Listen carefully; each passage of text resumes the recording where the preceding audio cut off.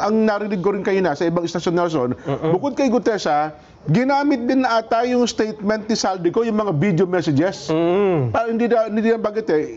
Parang yung kay Gutesa, at saka ito pong huli mga video ni... So, teka muna, kung ginamit yun, may binabanggit pang mga tao si Saldico. Oo nga po, yun nga po, oo. Ang totoo niyan, binabanggit niya ang Pangulong Marcos. Ayan, opo, nasabi niya yun. So, yan naman eh, hayag naman talaga yun. Yes, Wala po. naman tayong itatago rito. Narinig naman nating lahat. Buong Pilipinas ay sinabi niya na nagdadala siya ng pera kay Martin Romualdez at sa ating Pangulo. Di ba? Tama po. Anyway. So, yung ba pinaktor ng ICI? Ayun nga po ang tanong namin, pagka po ba halimbawa gano'n, ginamit mo ang isang testimonya sa laysay, sa isang ipapile mo pa lang na information, pwede bang mamili ka lang kung sino ang dapat mong isama? Eh, hindi ka makakapamili. Pag ginamit mo yun, gamitin mo lahat kung ano yung nakasaad doon. Ayun, yung pala yun. Pagka hindi ganun ang ginawa mo, pupunta ka na naman sa bending dalo. Ganun ba yun? Diba? Twisting dalo. Opo. Diba?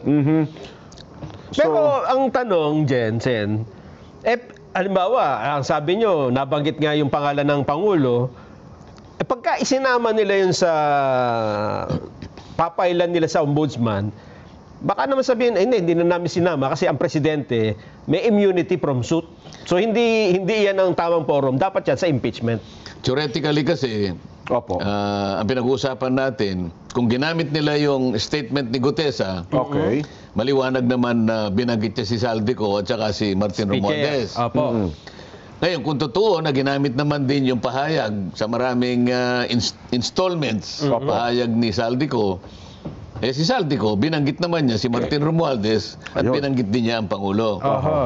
Kapag pinagsama-sama mo yon, alam mo kung sino talaga ang dapat na maging subject matter ng investigation. Kaya tinatanong ni Nelson, yung doktrina na ang Pangulo ay immune sa anumang kaso, totoo yun. Pero ang pinag-uusapan natin, Nelson, investigasyon lang naman eh. Diba? Hindi naman kakasuhan. Kasi para kumpleto. Dahil nga sinasabi natin, huwag tayo maging selective. Total naman, binanggit lahat ang mga pangalan ng mga kung sino-sino. Sinino naman eh. Ang investigasyon na kinakailangan umikot sa lahat ng mga nabanggit. Ngayon, pagdating na doon sa pagpapile ng tama at kaukulang asunto, doon na ninyo i-consider yung doktrina that the President is immune from suit. Ayun. Di ba? At hindi naman siguro wala namang immune sa investigation. Sabi nga natin, no one is above the law. Yes po. Di ba? Kahit Pangulo ka man ng Pilipinas, hindi ka mas mataas sa batas. Hindi kagaya ng meron mong sabi, mas mataas ang ganito sa batas. Yung Kaya impeachment hanggang kanina pinag-uusapan yun eh. yung mas mataas ang impeachment court kaysa sa Supreme Court, yung po ba yung Isa yun, ano? Nakata, sinabi niya, mas mataas ang tao sa batas. yun pa. Di ba ganun? Tama. Kaya kasi nga naman nagkahetot-hetot lahat. kasi nga naman sen Vox Populi, Vox Dei di ba? Voice of the people, ano yan? Voice of God. Voice of God, parang gano'n. Bakit? Doon yata sinimulan yun. Yung voice of the people, pinagsama-sama sa isang dokumento na kung tawagin ay saligang batas. Yun na yun. Yun ang voice of the people. Yung saligang ba? Hindi dahil siya nagsalita lang isang kalipunan. Opo. Ganun pala yun. O ang tawag doon, the law of the mob. Yun, mob Pagka rule. sumigaw ba dito, yun na yung batas. Hindi po ganun. Anarchy Ang na. pinagsama-samang boses, di ba? Opo. Ng lahat ng mamamayan ng Republika ng Pilipinas ay naisatinig doon sa ating saligang batas. Ayun. Pasasakop ka doon? Yun pala ang konteksto noon. Pero teka lang, kayo po, personally, sapagkat kinasuhan na po si Speaker, di ba? At saka iba pa. Kayo ba bastante na doon, Sen? Anong ibig mo sabihin sa bastante? Sabihin sapat na ba yun? Kasi ang hinahanap nga natin, sabi niya, mastermind ng mga katiwaliang ito eh. Ngayon, Kaya nga sinama na. sinasabi ko, kung ang pinagbasihan nila, yung sinasabi nyo, binabanggit nyo, wala pa akong nabasa tungkol dyan. Di lahat ng nabanggit, isama lahat sa pag-iimbestigasyon. Di ba? At saka na natin pag-usapan kung sino yung dapat masama at hindi masama. Pero kailangan yung investigasyon Para buo. ay sa kanyang kabuuan para walang masabi yung tao na meron na naman kayong pinagtatakpan. So kung yun ang pagbabatayan pala natin, Nelson, kasi nga kanina yung sinampahan na ng kaso, di ba, ng... Liwanagin natin, madali lang yan. Si Gutesa, marami siyang binanggit. Yung nagdala ng pera, binanggit niya si Congressman Eric Yap. Tama po. Tama. Pagkatapos, dinala sa bahay ni Saldico. Si Saldico, mula sa bahay ni Saldico, ibinigay kay Speaker. Sabi naman si Saldico, totoo yun, sabi niya. Pero hindi naman sa akin napunta yan. Binigay ko kanya si Speaker at saka sa Malacanang. Sa mga tweet, napagtahi-tahi na. O di lahat ng ito, tuntunin lahat. Ayun. Hindi naman natin sinasabi na kung mo inimbestiga, Yun na kagad. Siyempre ang po kaya sinasabi natin naimbestigahan yung konteksto ng investigasyon para sa ganun malaman ng tao. Kasi ang tao naghihintay nag-aabang. Ang problema, Sen, noong ito ay marinig ni Senador Panfilo Lacson, meron na kagad siyang conclusion, di ba? Sabi niya, absolutely, walang untrue and false na may kinalaman dito ang Pangulo. Paano niya nalaman yun? Misrepresent lang daw po. May batay sa pahayag ni Yusek Bernardo. Kasi yun daw kinumento sa kanya ni Yusek Bernardo. Ang nag-uutos, ang kumakausap, ay sina Adrian Bersamin. At saka itong si Yusek Olaybar. Yung pag-uusap ba na yun, yun na yung yun ang kabuuan ba ng mga bagay-bagay na dapat na isangkot para sa ngayon masabi mo yung tao ay hindi dapat ipaghabla o dapat ihabla. Yung ba pakikipag-usap niya sa isa o dalawang tao, yun na ba yung prosesong hinahanap ng batas? Siya ba yung nasa lugar? Siya ba yung merong authority para sa ganon ay magmula doon sa lugar na yon yung desisyon para usigin ito o usigin yon o hindi dapat usigin. Siya ba? Kasi tingnan mo, yung legislature at saka executive at saka yung judiciary, hindi magkakapareho ng... merong hangganan ang kanilang jurisdiction. Kaya nga, kung tawagin natin, ay constitutional boundaries. Separation of powers.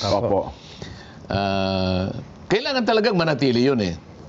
Kahit na halimbawa sa legislature may tinatawag kaming pagdinig, paghusisa, pag-imbestiga sa ilalim ng Blue Ribbon Committee, nananatili na legislative in character. Dahil sa ang ginagawa namin ay pantulong lamang para sa ganon makahanap kami ng mga batas na pwede namin gawin. Para sa ganon, yung iniimbestiga ay malagyan ng kaukulang mga batas para hindi na maulit yung mga bagay na ito. So legislative in character, bakit ka makikialam doon sa usapin ng executive? Kung mo ba nakapag-imbestiga kami ng ganito at ganyan? Alam mo, yung regulasyon ng Blue Ribbon, pagka yun ay binasa mong mabuti, nakalagay doon eh. Pagka ikaw ay nag-iimbestiga, sabi nila, doon sa aming tuntunin, at in the course of our investigation,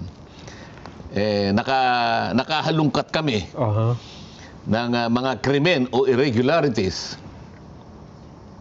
Kinakailangan i-repair na kagad sa mga opisinang may kinalaman sa pag-uusisa at paghahabla. Ang sinasabi ron yung ating National Prosecution Service at ang ating mga korte. Maliwanag, maski sa jurisprudence.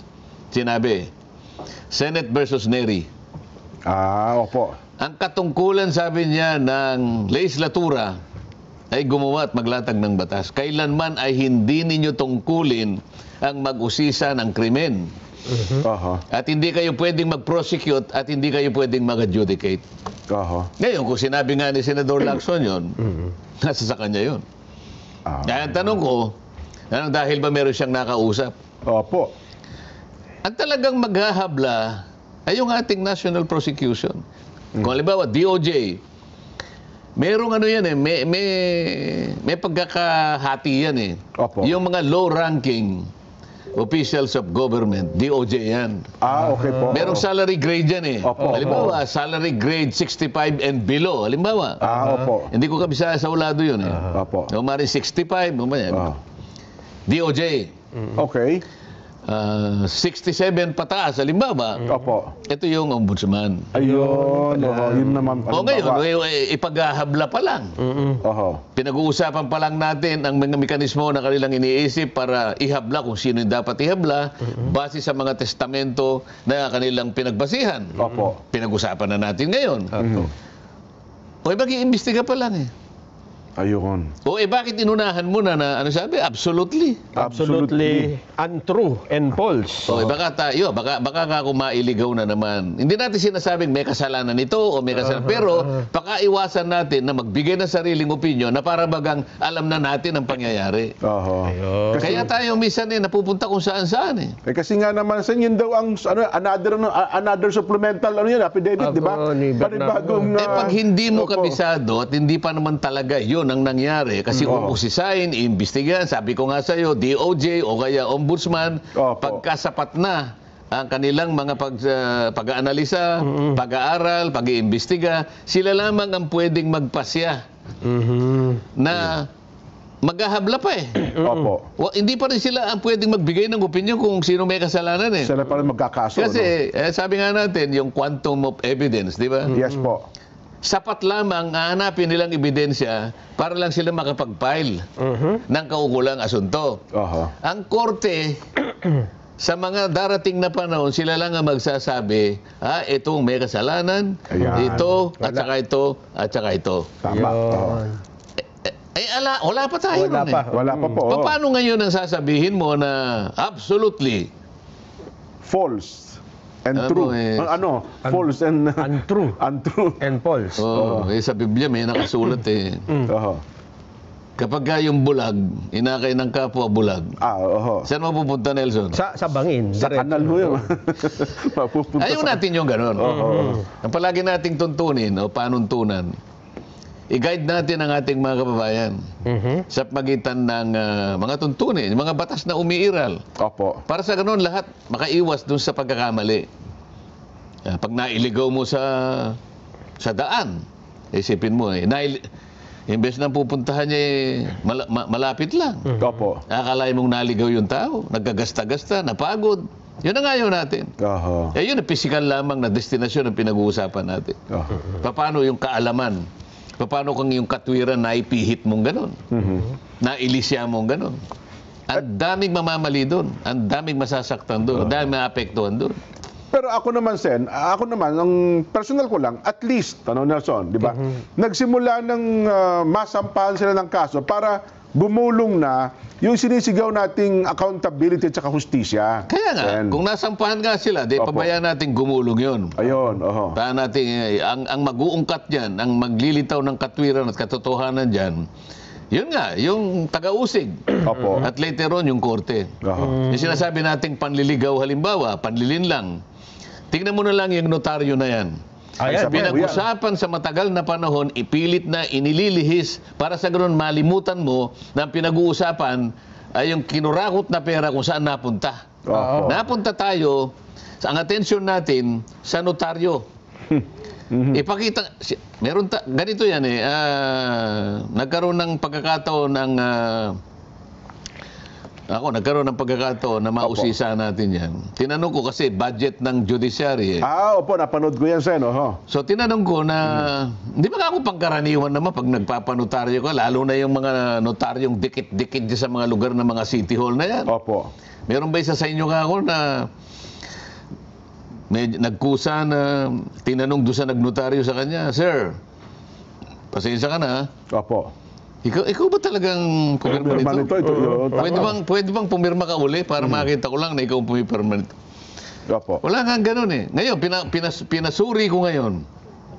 Pinagbigyan ako mismo doon sa plenary na sinabi ko kasi, paano ka ako yung judge naman kasi, Mr. President? Opo, tama. Kumukuha lang naman ako ng mga ilang pyesa, ilang piraso ng mga dokumentong ninotaryo ng abogada na yan. Opo. Sa akin ako naniniwala talaga na hindi niya pirma sapagkat Kalakaran na yan, hindi naman silang pumipirma eh. So, hindi naman issue siya sa akin yan. Tama po yun. Oh. Ngayon, kapag ako'y hinayaan yung makahingi man lang ng mga dokumento na maihahambing ko Opo. doon sa pagkakapirma, doon sa dokumento ni Gutesa, o edi sabi ko, ayos na to, parang vindication na to. Yan, tama kayo. Alam mo, sabi ng judge, ay nagsumbong ako sa Korte Suprema, opo. Hindi, dito mismo sa hearing, plenary. Opo. Kinuwento ko. Opo. Pinayagan ako ng Office of the Clerk of Court ng Korte Suprema na makahingi ako ng mga samples. Ang hiningi ko pa nga 3 dahil hindi naman ako gusto ko madalian lang eh. Opo, 3 piraso lang. Oh. Pumayag naman yung korte ngayon dahil wala siya magagawa. Akalain mo namang ang desisyon niya, siya raw ang mamimili ng mga sample na ibibigay sa akin. Totoo nga. Sabi ko, bigyan mo ko ng sample. 3 sample, January to August. Okay. Eh di 8 buwan yun. Opo. 8 buwan. 8 times 3, 24 pieces. Pinili niya talaga. Ganun po. Yung pinili niya, yung talagang magkakamukha nung pirma talaga. Nung pirma talaga ni Iniiwasan attorney. niya Pirma yung niya. mga hindi pirma na pero nanggaling din sa kanyang notaryo. Ayun, Oh. Sabi ko sa plenary nung isang araw, kung papayagan niyo ako na makakuha kami na mismo ang maghanap. Yan, opo. Kung pumayag ngayon. Pumayag yung court Andun ang administrator. 2 justices. Opo. Sige po, Your Honor, sabi niya. Ngayon po ay openly pinapayagan namin kayo na ang inyong mga staff ay pumunta. Kung gusto niyo, ngayon na rin. Hindi, bukas na po Bukas na, para oo nga, tayo. Yung bukas is today. Ngayong araw Hindi, na to. kahapon. Nakakuha na kami. Kahapon. Kasi isang araw pa yun eh. Okay. So, Wednesday pa ngayon. Nakakuha kami ngayon ng napakaraming iba't ibang dokumentong ninotaryo ng abogada na yun, iba-ibang pirma. Ngayon, ipakita natin sige para, na po. para makita ng mamamayan. Oo. Yan. Yung dalawa na yun, pareho ba yung pirma? Pilit na kinokopya, Sen, pero para magkaiba. Hindi, gusto ko lang tingnan nyo isa-isa. Pareho yan. Hindi pareho yung Hindi, pirma ang hindi, tingnan nyo, yung sa Opo. taas. Yung sa taas muna. Yan, Pareho ba? Parang pinaikli lang yung isa. Magkaiba po, magkaiba. Hindi, Nelson. Ang tingnan mo lang kung pareho o hindi. Yung pirma. Hindi kasi pumipirma ko sen minsan, pinapaikli ko lang. Hindi, ang tinitingnan ko dyan, yung hindi pareho yan. Magkaiba nga sila. Magkaiba talaga yan. Opo. Ngayon, ipakita nyo pa yung iba. Walang isang pareho dyan eh. Yung kamukha ng isa. Na maikli lang. Ang tingnan ninyo yung pirma, Yes, Nelson. Ayun nga, yung pirma. Maikli lang po. Parang dalawang letra lang. Ikumpara nyo sa unang dalawa, iba na naman yan. Yan ang ibig ko sabihin. Pati nga ng isa pa. Hindi pare-pareho. Yan. Yan ang magkaiba. Yan ang ibang-iba. Malayo. Ito yung malayo. Huwag natin pag-usapan yung ibang-iba, Nelson. Gusto kong makita, i-guide natin ang ating mga kababayan. Ipinakikita ko lahat yan pag iba-iba yan. Ito iba talaga ito. Ano pa? Ayan. Pareho ba yan? Iba na naman yan, dalawa na yan. Opo. Madaling sige pa, kopyahin kasi marami ito, yan. Iba rin, no? Ano ang ibig ko sabihin dyan? Meron pa ba? Meron pa? Ibig ba sabihin, nung babaeng nagnotaryo dyan, lahat yan pineke? Galing yan sa kanyang notarial books. Ayan Kung lahat ng yan peke, marami pa kaming makukuha eh. Ang daming namemeke ngayon. Ito galing sa kanyang sariling notarial book. Naka-record. Naka-record eh. September 25. Ba't bago-bago? Yung September pirma ni 25. Gutesa, isa 2025. lamang sa mga iba-ibang ganyan. Ayun. Ito, February 2025. Pero Sen, babang tinitingnan nyo yan, may public statement siya, ano bang petsa ngayon? 21. Kahapon. Siguro nakita nyo yung ipinakita nyo sa... Kahapon nga yatang nagpunta yung mga tao namin. Yung staff ninyo. So hindi pa nyo alam. Alam niya. Ito yung kukwento ko sa inyo. Hindi pa pagkaalis mismo ng mga tao ko, gumawa siya ng public statement. So meron siyang contact doon sa RTC. Ayun. Ay, check yun. Alam niya ngayon na alam ko na yung gagawin ko. Sa dami nitong pirmang ito na hindi pare-pareho, ibig mo sabihin lahat, peke lahat yan? Kagaya nung ginawa niya kay Gutesa? Eh, yan ang lilitaw dyan, Sen, kung tatanggapin natin yung kanya paliwanag. Kung Lahat yan, tatanggapin ko peke. na yung kay Gutesa ay peke, lahat ng yan na nandun sa kanyang notarial book, Lahat na yan, peke. hindi pare-pareho ang pirma. Opo. O, paano nangyari yan? Sa mga tweet, yung clerk of court ng Maynila o yung executive judge, ni wala man lamang siyang ginagawa na kahit paano at random, i-monitor niya. Sa dami ng mga nagnunotaryo ngayon, Ba't iba-iba ka diyan naman ang lumilitaw, pirma? hindi lang 3, maring 5 tao ang kinakasangkapan niya para magnotaryo para sa kanya. Oo nga, oo nga. Kaya yun ang gusto kong establish. Eh, sabi ko sa judge, hindi po ako interesado Diyan sa pirma niya, kung yan nga ipirma niya o hindi. Mas interesado ako na magbigay ka sa akin ng sample para ma-determine ko na yung kay Gutesa isa lamang. Sa mga maraming mga peking pumipirma para sa kanya. Ayun nga. Bawal yan sa notaryo. Sa notarial service, bawal na mag-delegate ka ng isa mong tao, sino man yon, para pumirma para sa'yo. Dahil pinagkakakitaan nyo yan. Oo nga. Tama po. May bayad dyan eh. Yan ang sinasabi ko na panliligaw. Ito Sen, ang kanyang statement. Dinay niya na kanya yung 24/7 na, sabi niya, no legitimate lawyer or notary public operates a 24/7 notarial office. Yan daw ay red flag. Wala na akong pakialam sa kanya. I-deny niya kung gusto niyang i-deny. Pero doon nakuha yung isa sa pumirma. Ayun. Eh, paano nga itong naipakita ko sa inyo na iba-iba ang pirma? Sagutin niya ngayon, bakit kasama sa notarial book mo na yung isinabmit sa RTC, hindi mo naman pirma yun. Kasi yung pirma niya, pinangatawanan niya, ito yung pirma niya. Lahat ng pirmang nakita nyo, hindi kapareho ng pirma niya. Ano lahat ito? Ano problema? Kasi bawat branch ata yan, Sen, iba-iba yung pumipirma. Kasi Ang may isa mga pa, branches yan eh. napansin ng mga tauhan ko pinapunta ron. Opo. Yung pag-submit niya ng mga dokumento, loose lang eh. Mali yun, kasi nire-require dapat naka-bind. Okay. Para hindi mo Matatanggal mapalitan na yung mga... Kasi may nagpapalit yan, may sindikato rin, may isisingit ka rin eh. Alam mo nangyari? Loose leaf na nilagay lang sa isang parang brown ano. Nako. Yun ay isa sa mga makikita mong kaparaanan para makapagsingit ka ng mga dokumento, lalo na yung antedated. Malaki ang kita dyan. Naku po. Malaki ang kita dyan. Matapang pa siya. Siya pang nagbabanta. Espera vows legal action to protect her name and integrity of notarial practice. Maghintay ka. Maghintay ka.